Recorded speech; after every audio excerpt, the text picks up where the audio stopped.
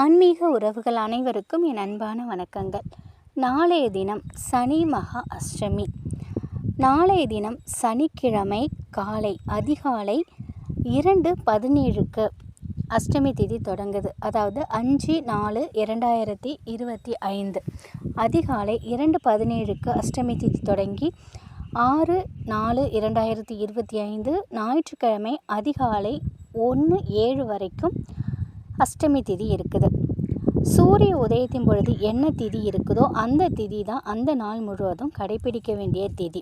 சனிக்கிழமை வரக்கூடிய அஷ்டமி திதியை நம்ம சனி மகா அஷ்டமி திதி அப்படின்னு சொல்லுவோம். இப்படிப்பட்ட சனி மகா அஷ்டமி தினத்தன்று செய்யக்கூடிய ஒரு எளிமையான வழிபாட்டு முறையை தான் இந்த பதிவில் நம்ம பார்க்க போகிறோம்.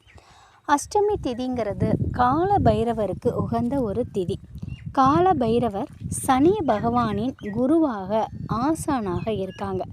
சனி பகவானுக்குரிய சனிக்கிழமை அன்று சனி பகவானின் ஆசானான கால பைரவருக்கு உகந்த அஷ்டமி திதி வருது. ரொம்பவே அதீத சக்தி வாய்ந்தது இந்த அஷ்டமி திதி. நாளைய தினம் அஷ்டமி தினத்தில் நம்ம கால பைரவரை வழிபாடு செய்யறதுனால நம்ம பல நன்மைகள் நமக்கு நிச்சயமாக கிடைக்கும். இந்த நன்மைகள் அனைத்துமே நம்ம வாழ்க்கையில் பெறுவதற்கு, நம் வாழ்க்கையில் இருக்கக்கூடிய கஷ்டங்கள் நீங்குவதற்கு, பிரச்சனைகள் தீர்வதற்கு வீட்டில் செய்யக்கூடிய ஒரு எளிமையான பரிகாரத்தை தான் இந்த பதிவில் நம்ம பார்க்க போகிறோம்.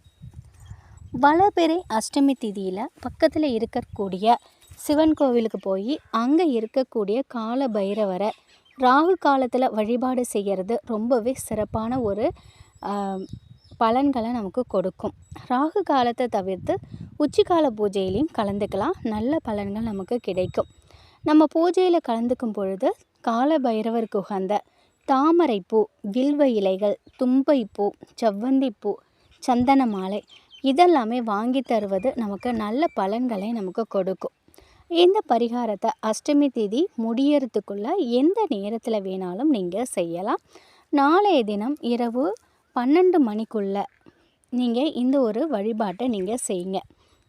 உங்கள் வீட்டு பூஜை அறையில் சிவபெருமானோட படத்திற்கு முன்னாடி ஒரு அகல் விளக்கில் நல்லெண்ணெய் ஊற்றி பஞ்சுத்திரி போட்டு கால பைரவரை மனதார நினைத்து ஒரு தீபம் ஏற்றி வைங்க. அந்த தீபத்தில் கால பைரவர் இருப்பதா மனசார நினச்சிக்கோங்க. அந்த தீபத்திற்கு முன்னாடி ஒரு தாம்பழத்தட்டை வைக்கணும். அந்த தட்டின் மேலே கிழியாத ஒரு நல்ல வெற்றிலையாக பார்த்து ஒரு வெற்றிலை நீங்கள் வைக்கணும். தாம்பழத்தட்டு நீங்கள் எவர் சில்வரோ அல்லது பிளாஸ்டிக்கோ உபயோகிக்கக்கூடாதுங்க. நீங்கள் பித்தளை அது போன்ற தாம்பழத்தட்டை நீங்கள் உபயோகிக்கலாம். அந்த வெற்றிலையில் மேலே ஒரு 7 மிளகை எடுத்து வைங்க. இந்த மிளகை ஒவ்வொன்றா வெற்றிலை மேலே வைக்கணும். அப்படி வைக்கும் பொழுது ஓம் காலபைரவா போற்றி அப்படிங்கிற மந்திரத்தை சொல்லிக்கிட்டே வைக்கணும். அதுக்கப்புறம் உங்களுக்கு என்ன பிரச்சனை இருக்குதோ, எந்த பிரச்சனை தீரணுமோ அதை தீரணும்னு முழு மனதோட தீபத்தை பார்த்து காலபைரவரை நினச்சி நீங்கள் வேண்டிக்கோங்க. இப்படி சொல்லி முடிச்சுட்டு ஒரு குறைஞ்சபட்சம் ஒரு 20 நிமிஷம் அந்த வெற்றிலை பூஜை அறையில் இருக்கட்டும். 20 நிமிஷம் கழித்து வெற்றிலையில் இருக்கக்கூடிய அந்த மிளகை சின்ன மூட்டையாக கட்டி உங்கள் வீட்டு பூஜை அறையில் நீங்கள் வச்சுடுங்க. வெற்றிலை வாடும் பொழுது வாடிய வெற்றிலையை மட்டும் எடுத்து நீங்கள் கால்படாத இடத்துல போட்டுடலாம். அதற்கு பதிலாக புதிய வெற்றிலை வைத்து அதே மிளகை திரும்பவும் அந்த வெற்றிலையில் வச்சு முடிஞ்சு நீங்கள் பூஜை அறையிலே வச்சுருங்க. உங்களுடைய வேண்டுதல் நிறைவேறினதுக்கு அப்புறம் அந்த மிளகை எடுத்து நீங்கள் ஓடுற தண்ணீரில் நீங்கள் விட்டுடலாம். இந்த முறையில் நம்ம மிளகை வச்சு பரிகாரம் செய்யும் பொழுது நம்முடைய தேவைகள் அனைத்துமே நிறைவேறும்.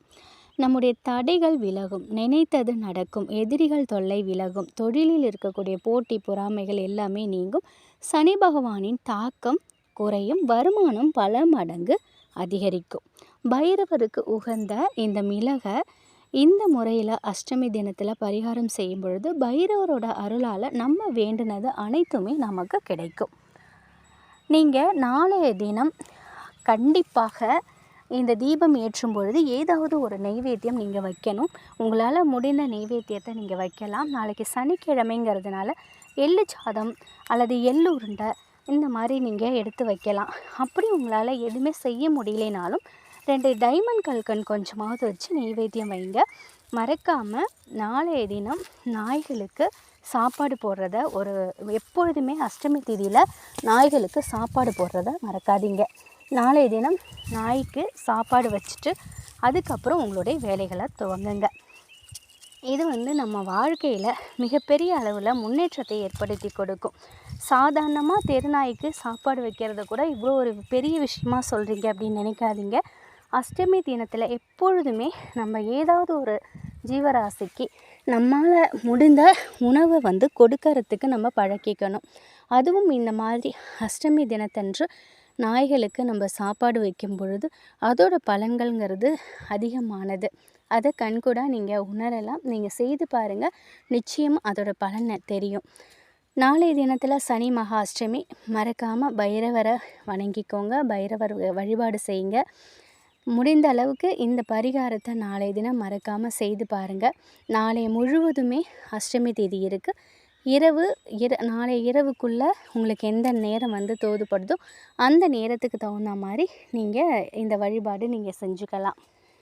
நாளைய தினம் சனிக்கிழமை 5/4/2025 அஷ்டமி திதி அதிகாலை 2:17 தொடங்கி நாளை, அதாவது ஞாயிற்றுக்கிழமை காலை அதிகாலை 1 மணி வரைக்கும் 1:07 வரைக்கும் அஷ்டமி திதி இருக்குது. நாளைய தினம் சனிக்கிழமை ராகு காலம் பார்த்திங்கன்னா காலையில் 9லேருந்து 10:30க்குள்ளே ராகு காலம். இதுலேயுமே நீங்கள் பைரவர் வழிபாடு செய்யலாம், அதுவுமே உகந்த ஒரு நேரம். அடுத்து பார்த்திங்கன்னா யமகண்டம் நாளைய தினம் 1:30லேருந்து 3 மணி வரைக்கும் இருக்குது. யமகண்ட நேரத்தில் இந்த வெற்றிலை வழிபாடு நீங்கள் செய்ய வேணாம், அதை தவிர்த்து நீங்கள் செஞ்சுக்கோங்க. நாளைய தினம் சந்திராஷ்டமம் யாருக்கு இருக்குதுன்னு பார்த்திங்கன்னா காலையில் 10:47 வரைக்கும் அனுஷத்துக்கு சந்திராஷ்டமம் இருக்குது. 10:47க்கு மேலே கேட்டைக்கு சந்திராஷ்டமம் இருக்குது. சந்திராஷ்டமம் தினத்தில் மிகவும் பொறுமையாக இருக்கிறது நல்லது. எந்த ஒரு காரியத்தையும் டக்குன்னு யோசிக்காமல் எடுக்கக்கூடாது. எதையுமே யோசித்து நல்ல ஒரு ரொம்ப தெளிவான ஒரு முடிவாக நீங்கள் எந்த விஷயத்துலையும் எடுக்கணும். வீட்டில் இருந்தாலும் ரொம்ப அமைதியாக பொறுமையை கடைப்பிடிக்கணும். தேவையில்லாத வாக்குவாதத்தில் ஈடுபடக்கூடாது. எப்பொழுதும் யாருக்குமே சந்திராஷ்டமம் தினம் வருகிறது அப்படின்னாக்கா முதல் நாளே அந்த கேலண்டர் பார்த்து தெரிஞ்சுக்கோங்க. அந்த நாளில் கூடுமான வரைக்கும் அமைதியை கடைப்பிடிங்க, பொறுமையாக இருங்க, அனைத்தும் நல்லதாகவே நடக்கும். நாளைய தினம் சனி மகா அஷ்டமி, மறக்காமல் பைரவ வழிபாடு செய்யுங்க. அனைத்து தடைகளும் உங்களுக்கு இருக்கிறது எல்லாம் நீங்கும். நல்ல வளர்பிறை அஷ்டமிங்கிறதுனால அனைத்து செல்வ வளமும் பெருகும். நன்றி.